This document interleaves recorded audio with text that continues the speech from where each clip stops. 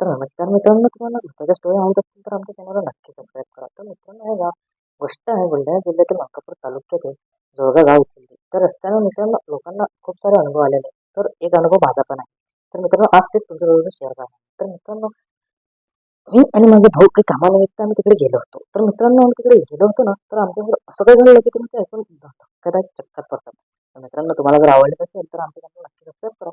तर मी त्याच्या गोष्टीला चालू करतो. तर मित्रांनो, मी आणि माझा भाऊ तिकडून काही कामानिमित्त गेलो होतो. तर आम्हाला तिथून यायला खूप वेळ झाला होता. तर मित्रांनो, दरम्यान 12 किंवा 1 वाजला होता. नक्की काय मला माहिती नाही. तर मित्रांनो, आम्ही गेलो होतो. तर आम्हाला तिथून येता रस्त्यानं असं काही अलगच फिलिंग वाटत होती. एकदम रस्ता सामसूम. कोणी गाडी सुद्धा नाही, कोणी माणूस सुद्धा नाही. त्या रस्त्याने एकदम अंधारपट आणि पुरा जंगलचा एरिया होता मित्रांनो. तर मित्रांनो, समोर काही आल्यानंतर आमची गाडीची रेस एकदमच वाढून गेली आणि आम्हाला असं काही समजत नव्हतं की काय झालं. आणि गाडी एकदम जोरात पळत होती. कमसे कम 80-90च्या स्पीडमध्ये गाडी होती. पण मित्रांनो, तितक्या वेळेस माझा भाऊ आहे मागे त्याला कोणी वळल्यासारखं होतं. तो त्याचे पाय सुद्धा हवेत चालले गेले आणि तो काय हवेतच ओढत होता रस्ते.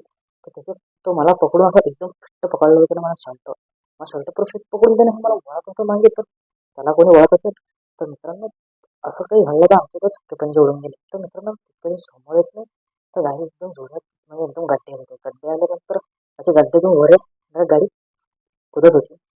त्यानंतर गाडी कुदल्यानंतर तो अजून आहे तुला तिथं.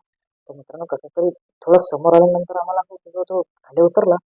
खाली उतरल्यानंतर त्याला मी पकडलं. तसं थोडंसं गावाला नंतर आम्ही थांबलो, बसलो आणि थोडा आराम केला. त्याने जरा पाणी वगैरे केलं.